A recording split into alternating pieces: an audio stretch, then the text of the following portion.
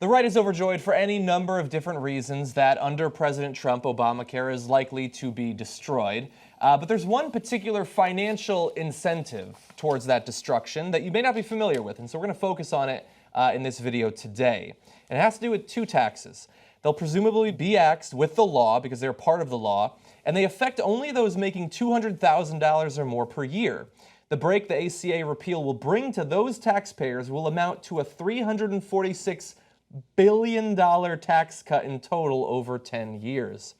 That $346 billion represents about $1,000 for every man, woman, and child in the U.S., and every cent will go to the pockets of people making more than $200,000 per year. So let's break down what those two taxes are, why they were initially put into the bill, and what will happen when we get rid of them. The taxes in question are known as the Medicare tax on higher income individuals and the net investment income tax. The former is a 0.9% tax placed on those who earn more than $200K individually or $250K for a married couple, but again only applies to the income that exceeds the $200,000 threshold. The net investment income tax is a 3.8% levy meant to complement the Medicare payroll tax, since investment income was not previously taxed in that way. Another way that the system was set up to benefit people who generate their money in a particular way that might not affect most of you watching this video. It applies on investment income such as capital gains, dividends, and interest income for those making, again, $200K or more. And this is not just like, oh, this could theoretically happen, nobody's aware of it, oh, it'll be interesting, won't it? People are aware of it. The former tax policy director, it was for a Republican or conservative think tank, said, "To me personally, that's the best part about repealing Obamacare. Because on the healthcare side of it, you have this complicated replace that you have to turn to after that. But on taxes, it's all easy. It's all dessert." Oh, wow. There you have it. There's the election. He just ruined dessert for me. That was the whole point of this election, dessert. That's what the Republicans have always wanted, and Trump's no different than any of them. All they want is that yummy, yummy tax break. So John gave you the $346 billion number that they're going to put into their pockets. But let me break it down person by person for you. Now, if you're in the bracket of making $200,000 to $500,000, you're making a good living. But you're not a billionaire, and if you live on the coast, those folks actually think that they're struggling. Now, you know that that's not true, but that's how they feel. But it's okay. They're going to have a tax increase of $467. And believe me, they're not going to feel it. Okay, as much as they're paying for their kids' private schools and yada, yada, that's not the big issue. The issue is what happens to people making over $1 million. You know how much they're going to save from these Trump tax cuts on just Obamacare? On average, every single one of them is going to save over $36,000. So what you did by electing Trump is you gave every millionaire in the country $36,000 to put into their pockets, and now all those 20 to 30 million people are going to be uninsured because they say, oh, we'll replace Obamacare. But in order to pay for that, you needed these taxes. Once they give these taxes back to the rich, they're Republicans. What do you think they're going to do? You think they're going to increase taxes later? Inconceivable. So they will have no money to do any kind of health care plan. There's going to be no replacing of the health care plan. So whatever they replace it with will be bare bones. It won't be able to cover you at all. And so all of you, you've got to, not every person in the country, if you're employed, I get it, you have insurance through your employers, et cetera. But there's going to be literally tens of millions of people left uninsured. And for all of us, we're going to have much worse insurance. We're going to go back to the days possibly of, hey, you have a pre-existing condition, you're a human being, okay, you once, sprained your ankle, that's it, pre-existing condition, now I don't cover you, haha, you give me the money and I give you nothing in return. Yeah. We're going to go back to those days so that every millionaire in the country can put $36,000 in their pocket. Congratulations on electing Trump. Nice work. And again, I know that you said this, but I want to reiterate, that $36,000 is just what they're getting as a side effect of the ACA being taken away. We've already broken down that for those in the 0.1%, the actual tax cuts he's going to pass will literally put millions of dollars in each one of their pockets. This is just a little bit of dessert sprinkled on top.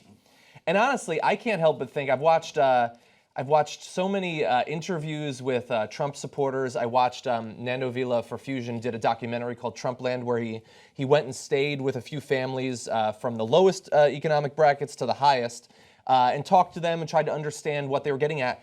And all of those, the dirt poor, really suffering Trump supporters who just want things to be shaken up, they're going to be hurt the most by this. The quality of their care, if they even have access to care, is going to drop. Many of them will have to go back to using the emergency room for routine stuff because they don't have insurance. And for those who are able to get it, they're going to end up paying tons more money. I mean, the ACA was not perfect, but we remember what it was like beforehand. And a lot of the people who supported Trump are those who are going to be hurt the most when this gets taken away. You know, at what point do you think this pushes us towards joining the rest of the industrialized world and getting single-payer health care for people? Or do you think that this will push it farther down the line? I think it will bring us closer to it faster. And, you know, I saw the video that Eric Weiler did with the Trump supporter at the $15 rally, Fight for 15, and he said, you know, the people who voted for Trump, we know he was a con man. We know, I mean, Southerners don't like him. He's a Northern Yankee, you know, jackass running his mouth from New York City. They didn't like him, but that he makes the point that that's how desperate we were for someone to give us something to grab onto. And so that's how bad things were. And that's what, so maybe now, I mean, so now they have to govern, right? And so this is what's going to, now they're going to make, obviously you and I, we all know that they're going to make life worse for Americans, right? So if we remember what happened after 6 years of George Bush, people had enough of it. And we had a black guy as our president. We had a Democratic Senate. We had a Democratic House. We had a filibuster-proof majority for several months there. And what did? We took that opportunity to do nothing for people except pass a right-wing healthcare plan. And we didn't break up the banks. We didn't have a revolution. You know, we had a Reagan revolution. We had the Great Society. We had the New Deal. We had Teddy Roosevelt antitrust. We had the Civil War. And then we had the real revolution before that. It's time for another one. And hopefully this horrible governance of Donald Trump will wake people up to it. And hopefully we'll get rid of these corporate Democrats. And that's what it's going to take. Nancy Pelosi already says that she doesn't think the Democrats want a new direction. She's wrong. That's why I'm urging people to start a third party. I'm trying to see if Bernie will do that. I don't think that's going to happen. But I think trying to fix the Democratic Party is going to be a fool's errand. I think that it's going to be difficult. I think starting a third party is infinitely more difficult. Well, if you remember, Ross Perot got 19% of the vote. Back in 1992, people were sick of this shit, right? And so now it's even more so. Now 40% of the country considers themselves not affiliated with either party. That's a plurality. So if Bernie, a lot of people think that Ross Perot gave the election to the Democrats. He did, yeah, right. So that is generally what can end up happening. I mean, he was incredibly successful, but even he didn't come anywhere close to becoming president. But what I'm saying is, like, now we would have a real progressive movement. Now people would have to come to us, and we would have to have a real coalition government. What, Jen, you don't believe in that? Really fast. I mean, look, anything's possible. I would love for us to go back to like the New Deal or something like that. But in the short term, I mean, this is going to wreck the finances of our country. We know how hard it is to ever raise taxes in this country. God knows how many services are going to end up being cut as the ripple effect of losing this tax revenue, and then once his actual tax plan goes through. And we've looked at the Bush tax cuts. We looked at the 10-year estimates for the number of people who ended up dying as a result of that, the increased deaths due to reduction in services and things like that. It's literally thousands of people lost their life.